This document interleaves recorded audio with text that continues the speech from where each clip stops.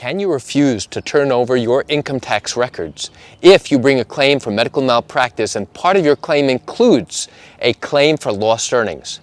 You want to know the answer? Come join me for a moment as I share with you some great information. Hi, I'm Gerry Oginski. I'm a New York medical malpractice and personal injury attorney. All right, so you sued your doctor for medical malpractice claiming that he was careless and that his carelessness was a cause of your injury. So now you also want to include a claim for lost earnings, claiming that you are not able to work and have not been able to work since you suffered these significant injuries. And your doctors have told you that you will be unable to work into the future. So you want to go ahead and include a claim for lost earnings as part of the damages you are seeking in your medical malpractice lawsuit here in New York. And now, during the course of your lawsuit, I tell you, listen, in order to justify your claim, you have to turn over copies of your income tax records. And you turn around to me and said, there is no way I am going to release my income tax records to you or to the defense. Forget it. So what does that mean?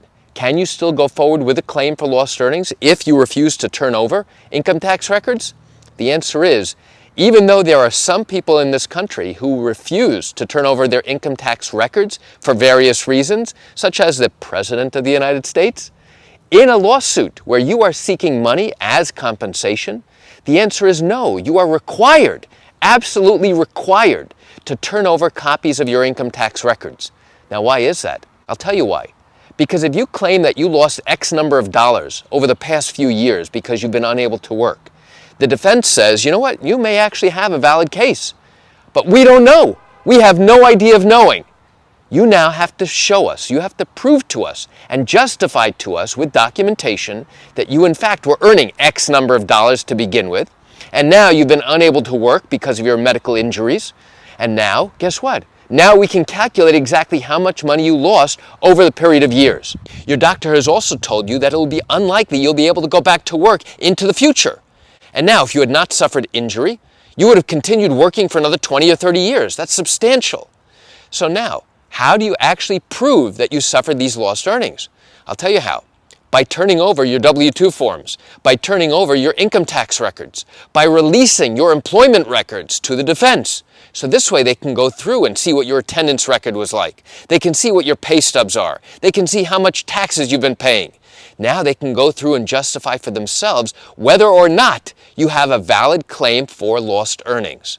Only then can the defense truly satisfy themselves as to whether or not you did in fact suffer significant lost earnings because of your injuries. If you continue to claim that you will not release your income tax records, guess what?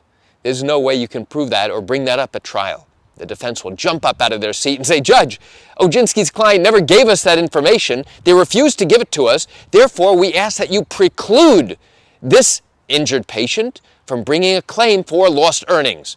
And you know what the judge is going to say? That's absolutely correct. You didn't provide that information to the defense. This part of the claim is out. And now you continue on with the rest of your case. So why do I share this information with you? I share it with you just to give you a sense of what really happens in these medical malpractice cases here in New York. You know, I realize you're likely watching this video because you have questions or concerns about your own matter. Well, if your matter did happen here in New York and you're thinking about bringing a lawsuit, but haven't done so yet because you still have questions that need to be answered, what I invite you to do is pick up the phone and call me. You know, I answer questions like yours every single day and I'd love to talk to you. You can reach me at 516-487-8207 or by email at Gerry, Gerry, at oginski-law.com. That's it for today's video. I'm Gerry Oginski. Have a great day.